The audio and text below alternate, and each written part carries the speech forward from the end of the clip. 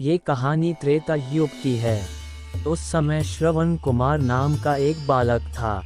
उसके माता पिता अंधे थे और उन्होंने श्रवण को कई मुसीबतों का सामना करते हुए पाला था। श्रवण कुमार बचपन से ही अपने माता पिता का बहुत आदर करता था। जैसे जैसे श्रवण बड़ा होता गया, उसने घर की जिम्मेदारी अपने कंधों पर ले ली। वह रोजाना सुबह उठकर सबसे पहले अपने माता पिता को स्नान कराने के लिए तालाब से पानी भरकर लाता था। इसके बाद वह तुरंत जंगल की ओर लकड़ियां बीनने जाता। फिर लकड़ियां लाने के बाद श्रवण चूल्हा जलाकर माता पिता के लिए खाना बनाता था। श्रवण को इतनी मेहनत करते देख उसकी माँ हमेशा उसे टोकती थी। वह कहती थी, श्रवण बेटा, तुम इतना सारा काम अकेले क्यों करते हो? खाना तुम मुझे बनाने दिया करो, मैं आसानी से बना लूंगी। इसके बदले तुम थोड़ा आराम कर लिया करो। माँ की इन बातों को सुनकर श्रवण कुमार कहता, नहीं माँ, मैं ये सारे काम आप लोगों के लिए ही तो करता हूँ। भला अपने माँ बाप के लिए किए गए कामों में कैसी थकान, उल्टा मुझे तो खुशी मिलती है। श्रवण कुमार की इन बातों को सुनकर उसकी माँ भावुक हो गई। वो रोज भगवान से प्रार्थना करती, हे प्रभु, इतना ध्यान रखने वाला श्रवण जैसा बेटा हर माता पिता के घर पैदा हो। श्रवण के माँ बाप नियमित रूप से भगवान की आराधना करते थे। वह उनके लिए फूल और पूजा की अन्य सामग्री लाता, फिर खुद भी बिना देर किए माता पिता के साथ पूजा में शामिल हो जाता था। श्रवण कुमार धीरे धीरे बड़ा हुआ और जल्दी से घर के कार्यों को खत्म करके बाहर काम पर निकल जाता था। एक दिन श्रवण अपने माता पिता के साथ बैठा था, तभी उन्होंने श्रवण से कहा, बेटा, तुमने हमारी हर ख्वाहिश पूरा की है। अब हमारी केवल एक ही इच्छा है जिसे हम पूरी करना चाहते हैं। ये सुन श्रवण ने उनसे पूछा, ऐसी कौन सी इच्छा बाकी है जिसे आप पूरा करना चाहते हैं? आप केवल आदेश दें, मैं आपकी हर ख्वाहिश को पूरा करूंगा। इस पर श्रवण के पिता ने कहा, बेटा, अब हम बूढ़े हो चुके हैं और हम चाहते हैं कि मरने से पहले तीर्थ यात्रा के लिए जाएं। भगवान के शरण में जाकर हमें सुकून की प्राप्ति होगी। अपने माँ बाप की बात सुनकर श्रवण कुमार सोचने लग गया कि वह उनकी इस इच्छा को कैसे पूरा करेगा। उस समय बस और ट्रेन की सुविधा नहीं थी, साथ ही उसके माता पिता देख भी नहीं सकते थे। ऐसे में उन्हें तीर्थ यात्रा कराना भला कैसे संभव हो पाता। तभी श्रवण कुमार को एक तरकीब सूझी। वह तुरंत बाहर गया और वहां से 2 बड़ी टोकरी लेकर आया। उसने उन दोनों टोकरियों को एक मजबूत डंडे में मोटी रस्सी के सहारे लटका कर एक बड़ा सा तराजू बना लिया। फिर श्रवण कुमार ने उस तराजू में अपने माँ बाप को बारी बारी से गोद में उठाकर बैठा दिया। उसके बाद तराजू को अपने कंधों पर लेकर उन्हें तीर्थ यात्रा पर लेकर निकल पड़ा।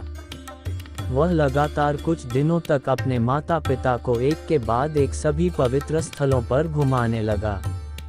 इस दौरान श्रवण कुमार ने अपने माता पिता को प्रयाग से लेकर काशी तक के दर्शन कराए। माता पिता को घुमाते समय श्रवण कुमार उन्हें उन जगहों के बारे में भी बताते चलता था, क्योंकि वह आंखों से उस दृश्य को नहीं देख सकते थे। अपनी बेटे की मेहनत को देख उसके माता पिता बहुत खुश थे। उन्होंने एक दिन श्रवण से कहा, बेटा, हम देख नहीं सकते, लेकिन कभी भी हमें इस बात का दुख नहीं हुआ। तुम हमारे लिए हमारी आंखें हो। तुमने हमें जिस तरह सारे पवित्र स्थानों की कथा सुनाकर उनके दर्शन कराए हैं, ऐसा लगता है जैसे कि हमने सच में प्रभु के दर्शन अपनी आंखों से किया हो। अपनी माता पिता की बातें सुनकर श्रवण ने कहा, आप लोग ऐसी बातें न करें। बच्चों के लिए माता पिता कभी भी बोझ नहीं होते, ये तो बच्चों का धर्म होता है। एक दिन श्रवण कुमार आराम करने के लिए अयोध्या के पास अपने माता पिता के साथ रुका। तभी उसकी माँ ने पानी पीने की इच्छा जताई। श्रवण को पास में ही एक नदी दिखाई दी। उसने अपने माता पिता से कहा, आप दोनों यहाँ आराम करें, मैं आप लोगों के लिए अभी पानी लेकर आता हूँ। नदी के पास पहुंचकर श्रवण कुमार कमंडल में पानी भरने लगा। उसी जंगल में अयोध्या के राजा दशरथ भी शिकार के लिए पहुंचे थे। पानी में हलचल की आवाज़ सुनकर उन्हें लगा कि कोई जानवर पानी पीने आया है। उन्होंने बिना देखे केवल ध्वनि सुनकर ही अपना तीर चला दिया। दुर्भाग्य से वह सीधे श्रवण कुमार को लग गया। तीर लगते ही वह चीख पड़ा। इसके बाद राजा दशरथ जब अपने शिकार को देखने पहुंचे तो वहां श्रवण था। वो तुरंत श्रवण कुमार के नज़दीक पहुंचे और कहा, मुझसे बहुत बड़ी भूल हो गई, मुझे माफ़ कर दीजिए। मुझे बिल्कुल नहीं पता था कि यहाँ कोई मानव होगा। मैं इस गलती का पश्चाताप करने के लिए क्या करूं कि तुम मुझे माफ़ कर दो। तभी कराहते हुए श्रवण कुमार ने कहा, यहाँ से थोड़ी ही दूर जंगल में मेरे माता पिता बैठे हैं। उन्हें काफ़ी प्यास लगी है। आप उन तक ये पानी पहुंचा दीजिए और मेरे बारे में उन्हें कुछ भी न बताएं। इतना कहते कहते श्रवण कुमार की सांसें रुक गईं। श्रवण कुमार की मौत से राजा दशरथ सुन्न पड़ गए। किसी तरह वो श्रवण कुमार के बताए अनुसार जल लेकर उसके माता पिता के पास पहुँचे। श्रवण के माता पिता अपने बेटे की आहट को बखूबी पहचानते थे।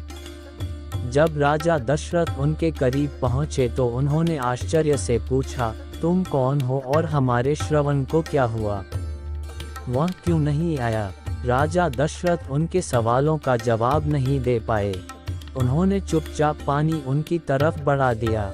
तभी श्रवण की मां ने चिंतित स्वर में जोर से कहा, तुम कौन हो और मेरा बेटा कहाँ है? ये बताते क्यों नहीं हो? श्रवण की मां की चिंता देखकर राजा दशरथ ने कहा, मां मुझे माफ कर दीजिए। शिकार करने के लिए मैंने जो तीर चलाया था वो सीधे आपके बेटे श्रवण को जा लगा। उसने मुझे आप लोगों के बारे में बताया, इसलिए मैं यहाँ पानी लेकर चला आया। इतना कहकर राजा दशरथ चुप हो गए। राजा दशरथ की बात सुनकर श्रवण की मां जोर जोर से रोने लगी। उन दोनों ने अपने बेटे की मौत के गम में राजा दशरथ के लाए हुए पानी को हाथ तक नहीं लगाया। श्रवण के पिता ने तभी राजा दशरथ को पुत्र वियोग का श्राप दे दिया। कुछ ही देर बाद श्रवण के माता पिता ने अपने प्राण त्याग दिए। बताया जाता है कि श्रवण कुमार के पिता के श्राप के परिणाम स्वरूप ही राजा दशरथ को अपने पुत्र राम से दूर रहने पड़ा था। राजा दशरथ के इस श्राप को पूरा करने के लिए ही भगवान राम को 14 वर्षों का वनवास हुआ, जिसका माध्यम दशरथ की पत्नी कैकेयी बनी। श्रवण के पिता की ही तरह राजा दशरथ भी अपने बेटे से दूरी को बर्दाश्त नहीं कर पाए और उन्होंने अपने प्राण त्याग दिए। कहानी से सीख, हर बच्चे को अपने माता पिता की सेवा श्रवण कुमार की तरह ही निस्वार्थ भाव से करनी चाहिए। यही उनका सबसे बड़ा कर्तव्य है।